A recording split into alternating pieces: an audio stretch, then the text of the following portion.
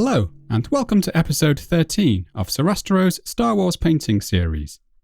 In this episode, we're going to paint Diala Passil from Fantasy Flight's Star Wars Imperial Assault. Diala is a striking miniature with an unusual skin tone and beautifully dynamic pose.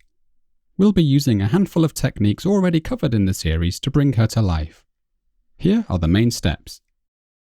We'll prepare Diala in the usual way with a white primer. We'll then provide neat, flat base colours, but we'll be leaving the lightsaber white. We'll follow that by shading the areas down with 3 different dark washes to begin creating some depth. We'll then highlight these areas up to create a nice level of contrast. Our finishing touches will include painting the lightsaber and adding some subtle lighting effects with a gentle glaze and some additional highlighting. There's not much to say about the preparation step, so let's jump straight in with step 2.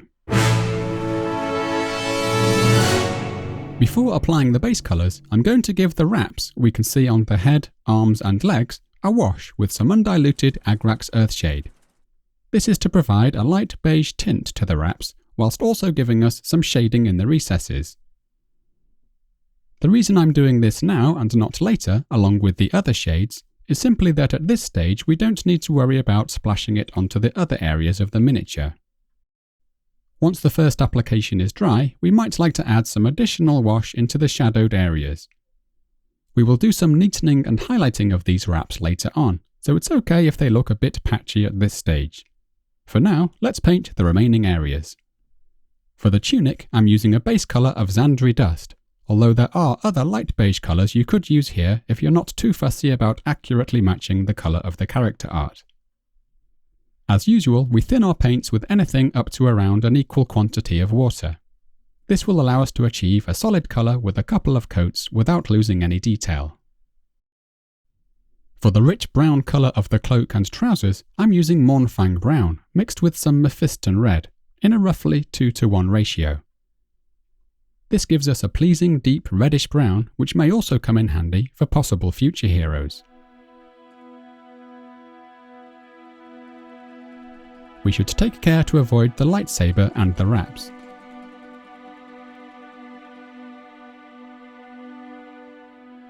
I'm now going to give the belt and headgear a base colour of Rhinox hide.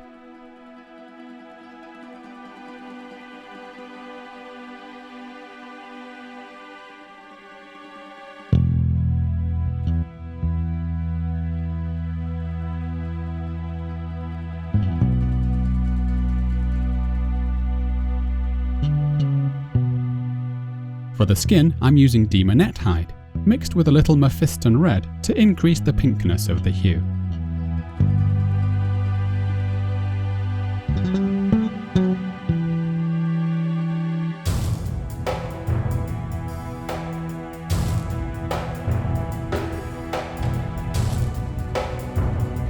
When approaching the wraps, we should feel free to choose how many gaps, if any, we want in between, allowing the skin to show through. And we can make things as easy or difficult for ourselves as we like.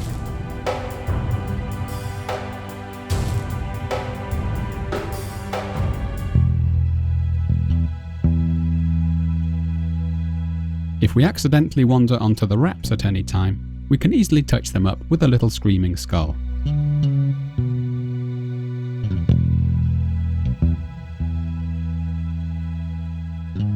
I'm now going to paint the handle of the lightsaber with some Warplock Bronze, although a dark brown or silver perhaps would also be fine. The blade of the lightsaber wants to remain white, but as there's a good chance of accidentally hitting it whilst highlighting the cloak later on, we don't need to neaten it up just yet.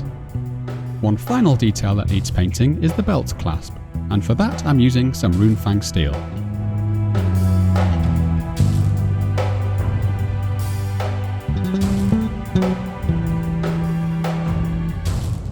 Once we're happy that we have neat, solid base colours, we're ready to do some shading. We're going to create 3 different mixes of shade to bring some depth to the miniature. Working in no particular order, I've chosen to start with a dark brown cloak and trousers, and I'm using an equal mix of Agrax Earthshade and Nuln Oil, warmed up with just a small amount of Druchii Violet, which you could consider optional.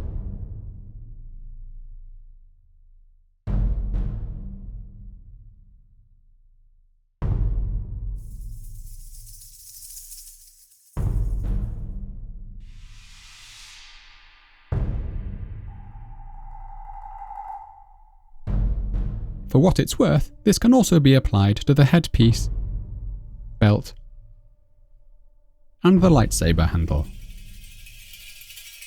For the tunic, we want a slightly lighter shade, so I'm using Agrax Earthshade, once again mixed with just a little Druchii Violet, in a roughly 3:1 ratio.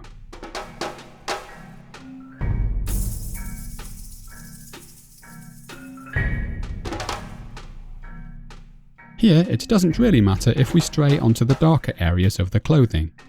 However, it's still a good idea to unload some of the wash from the brush on some paper before applying it, to avoid losing control and flooding the miniature.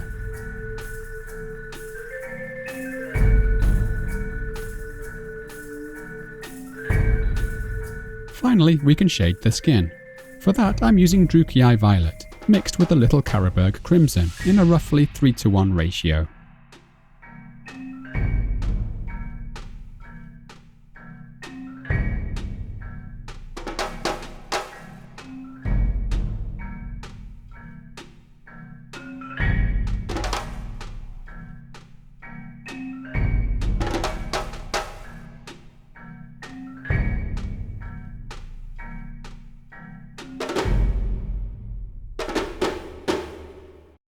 Once the shades are dry, we're ready to add the highlights. Let's start with the skin. We're going to begin with a couple of thin layers of Deamonette Hide, mixed with a little Evil Sunz Scarlet, which is slightly lighter and more opaque than the Mephiston Red we used earlier. You can see here that the paint is thinned just enough to give it a slight translucency, allowing some of the darker tone beneath to still show through. Our job is to control the flow of paint to provide a thin, even layer whilst avoiding the places we want to remain dark.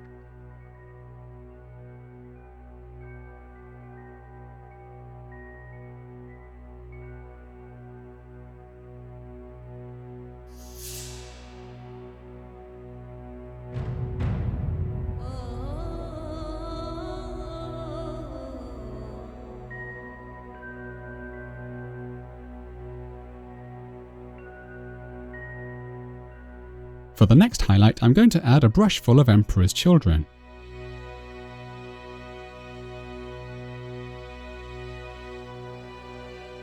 Naturally, this should cover a smaller area than the previous layer, lightening the tone the higher up the raised areas we go.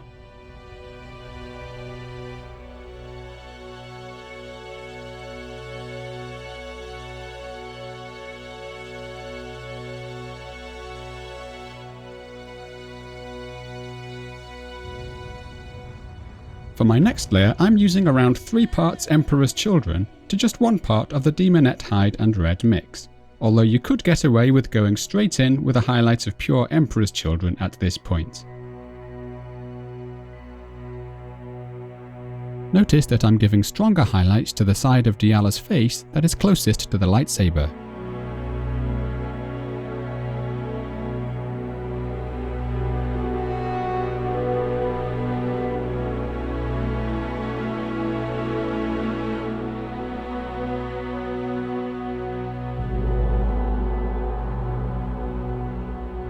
I am now using some pure Emperor's Children.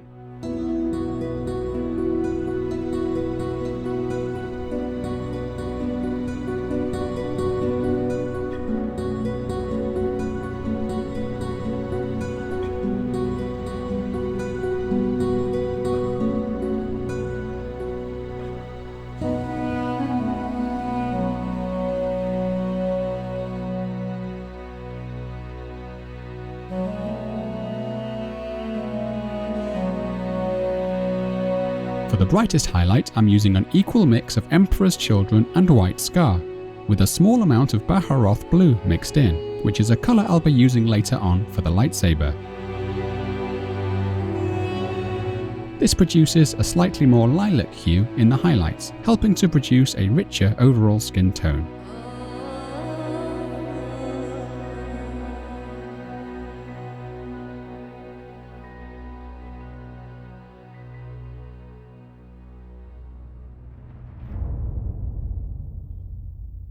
With the skin complete, I'm now going to highlight the wraps, firstly with a little screaming skull. which we can also use to clean up any areas of the shade we're not happy with.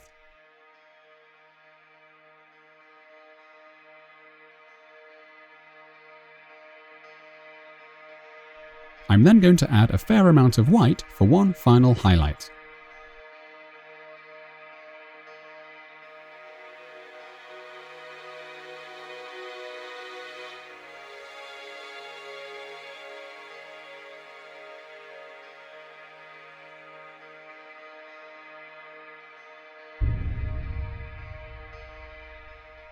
Next, I'm going to highlight the tunic, starting with a thinned reapplication of Zandri Dust.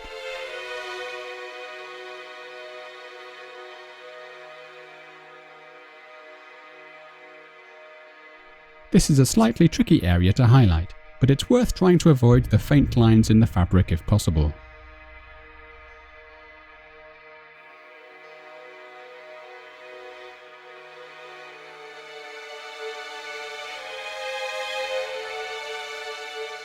I'm then adding one final highlight by adding some Screaming Skull to the Zandri Dust.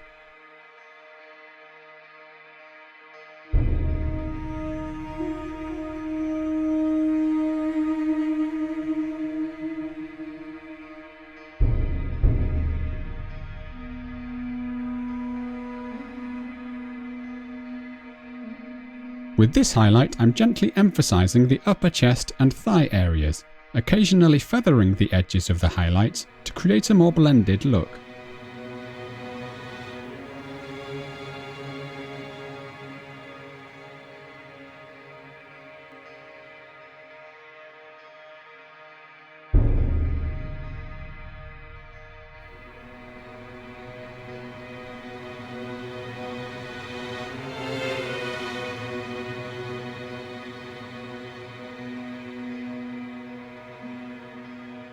Now we're going to highlight the cloak and trousers, beginning with a roughly 2-to-1 mix of Mournfang Brown and Evil Sunz Scarlet.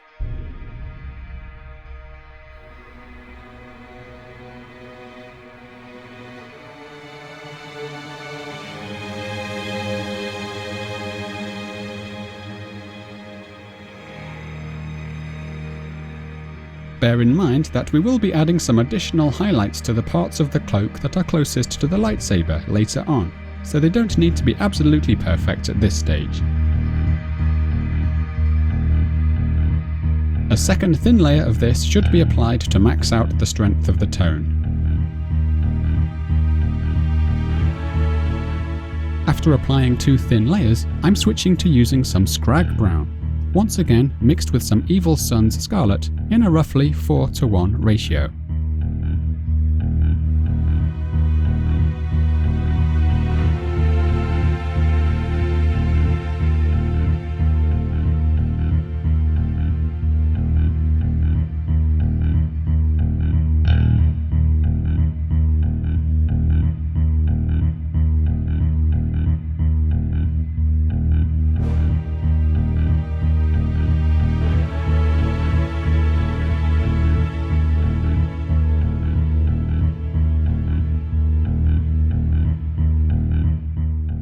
A couple of thin layers reducing in size should give us a pleasing level of contrast without becoming over bright.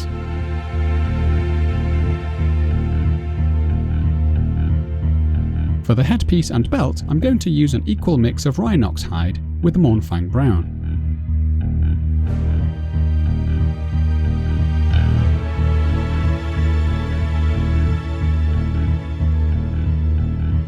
We shouldn't see much of a difference here, as these areas really ought to remain quite dark.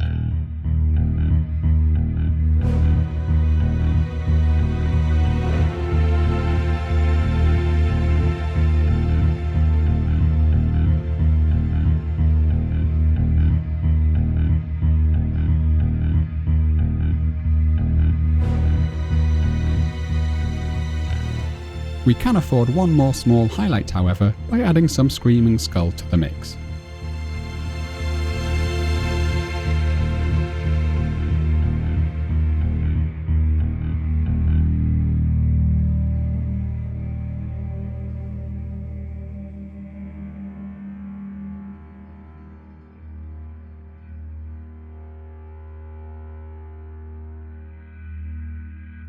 With the last area highlighted, we're ready to add some finishing touches.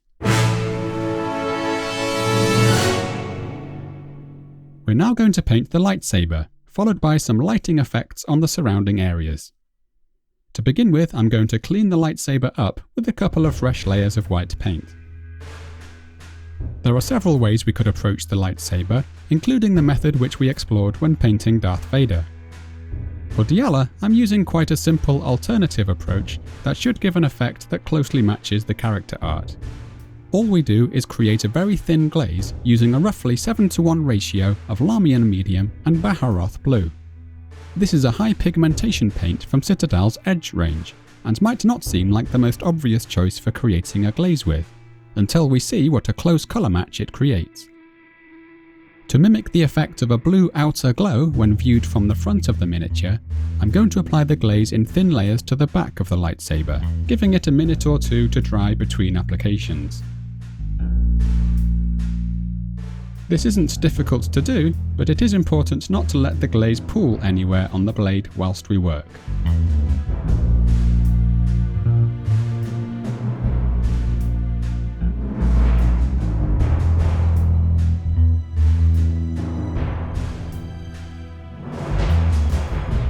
Each individual layer won't produce much of a difference, but after just 2 or 3 layers, we can begin to see the kind of effect we're after.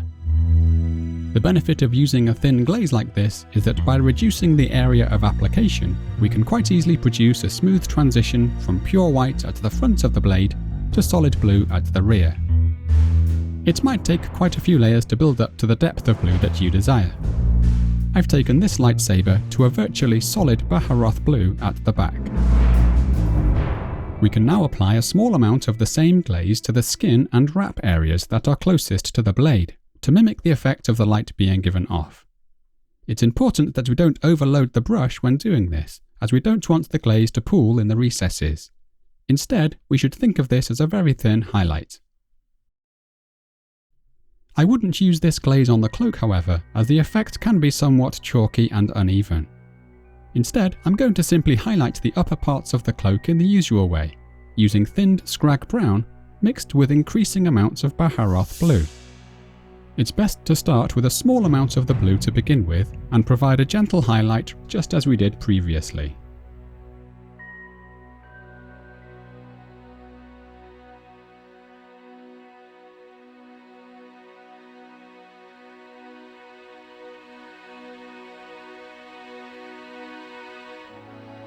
I would then add increasing amounts of blue the closer we get to the blade.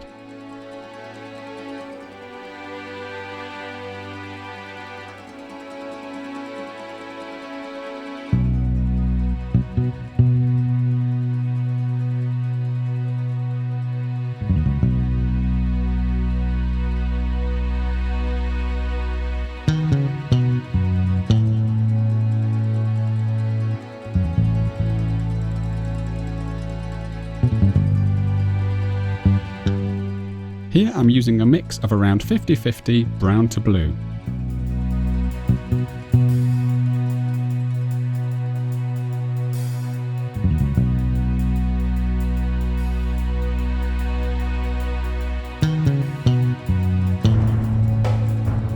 Judging how light to go can be tricky, and we want to avoid taking the highlights too far.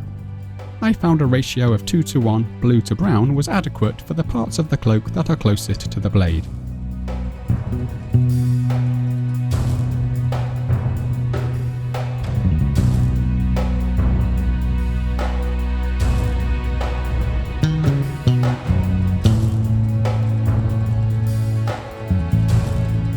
The remaining finishing touches I've chosen to add include adding a tiny dab of white for the eyes, and I've chosen to give some final additional highlights for the face. This is also a good time to tidy up any mistakes made along the way, such as the pale glaze that I've allowed to collect in some of these recesses. As usual, we protect the miniature with a matte varnish. And I'm finishing Diala off by replacing the base using the same steps outlined in episode 10. And this completes Diala Passil. Thank you for watching and for your continued interest in this series. With Diala complete, we are now halfway through the base set heroes. As mentioned previously, we'll be returning to complete the remaining base heroes in between covering some of the newly released Wave 2 expansion figures. As always, my sincere thanks go out to all of the generous Patreon supporters who are helping to finance the production of these videos. We're now well on the way to hitting the 4th milestone, which means the release of all of the music composed for the series. Join me again soon as we continue painting miniatures from Star Wars Imperial Assault. Happy painting!